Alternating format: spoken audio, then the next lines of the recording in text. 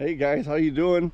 It's a nice chilly mid-March morning with 6 inches of snowfall here in northern Indiana.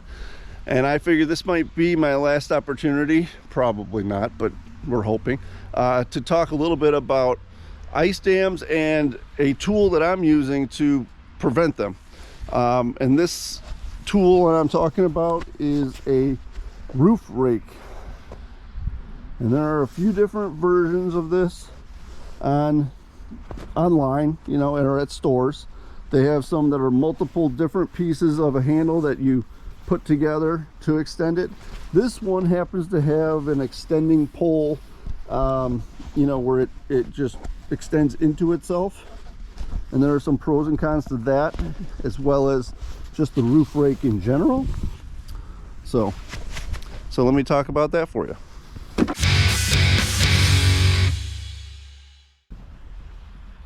All right guys, so like I said, this one happens to be an extending pole type of thing here, where you can kind of unscrew it a little bit and then it extends, which is, it's great.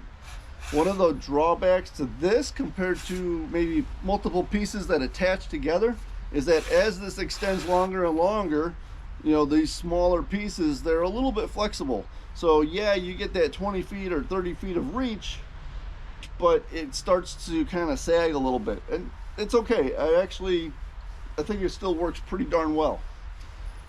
This particular one is made of plastic, and I've seen that there are some online that are aluminum all the way through this whole piece here. This thing works really well.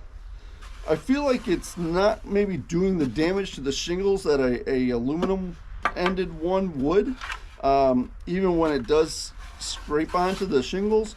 Now I have a modification in mind for this that I want to try, and I have a couple ideas of what to do, because the concern is this, that when you're raking the roof with the snow, well, you don't want to be really scraping the shingles.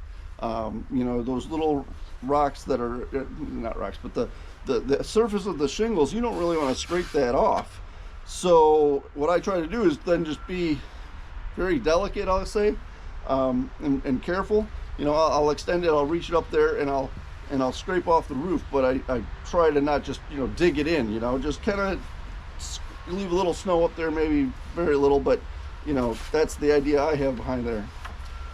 One of the last things about this that I'll say I really do like is the fact that it condenses down to only about 6 feet long when it's all put away, and you can hang it up, you know, in the side of the garage or the shed. Maybe it's a little over 6 maybe, but it's actually pretty cool that you can do that and store it away, and you don't have to go hunting down the other pieces, you know, maybe if they got misplaced over the whole summer or something. Next winter, this thing's still going to be all in one piece, ready to go.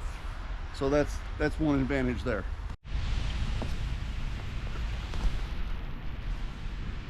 All right, so I wanted to show you guys a couple examples of how I like to use this roof rake. So I recorded myself using it, and I'm just going to talk over it and tell you about it. So this thing, like I showed you earlier, it expands or extends really nicely just by loosening up, you know, the parts of the handle, and you can pull it out. That's really awesome. So here's, you know, just hook it onto the edge of the garage or something, or just pull it out by hand. My wrist is actually hurting a little bit, so I took advantage of using the garage door frame there. But you know, one thing with this roof rake, I'll have to say, is that weight is going to be a huge factor in the one you buy. Okay, so if you're looking to get one of these, and the reason I'm doing that on this garage here is to take the weight of the snow off of the roof, and like I said, to give you an example of how it works. So the weight of this thing, though, would be a huge deciding factor in the one you buy. So take a really good look at that, because this one with that plastic end and the aluminum extending poles is actually very lightweight. But even being as light as it is, after using it for a few minutes, I'll tell you what, I'm out there sweating my butt off. So, you know, it actually still takes a bit of effort. It's not hard to do, but you know, you're lifting it up there, pushing it up quite a ways up onto the roof, as far as you can, even to get that snow off. So, and here you can see that this particular one has a nice angle to the bottom of the rake part, and doesn't really take all the snow off the roof, which is fine because I don't want to scrape the shingles. All right, it's certainly rubbing on the shingles, but it's not scraping them hard. And I'm trying to be as gentle as I can without, you know, scraping those shingles real hard. But it does a great job getting the snow off the roof here in this case. Now here in the back of our garage, we have this lean-to back there, and it's kind of the same deal for me. I want to get the excess weight of the snow off of it, and I'll do the same thing in our shed and our gazebo.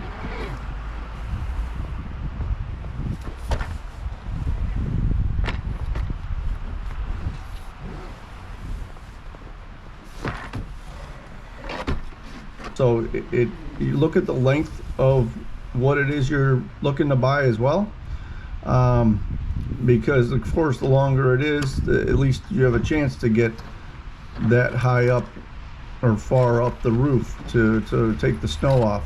So, you know, remember, ice dams are formed by snow melting on the roof from the heat of the home. So if you're having that problem, you know, the real solution is to stop the heat from escaping the home up and getting up to the roof line, so that the snow doesn't melt from up there as well. But if it's happening, getting the snow off the roof, well, it's not going to melt off the roof if it's not even on the roof anymore. So that's where this rake comes in real handy, because it takes that snow off of the roof. You can see there how the rake, the handle wants to flex a little bit. You know, this is the only one of these I've ever had, so I can't tell you about any other brands and how much they flex when they're fully extended. I'd imagine most of them do, because to keep them lightweight, they're going to have to be aluminum, which is not going to be as stiff and solid maybe as, you know, as of course steel or something, but you wouldn't want this to be made of steel.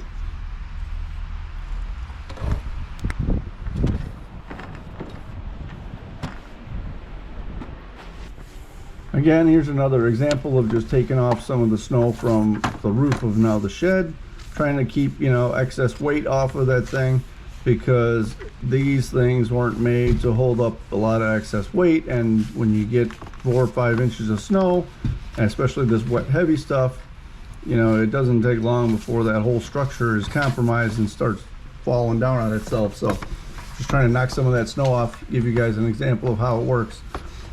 In the case of removing the snow from the house roof, you know, you'll have, of course, the gutter at the edge, and you want to pull that snow off all the way to the gutter. And lastly, for our demonstration today, here's this gazebo that we have out back with covering our patio table.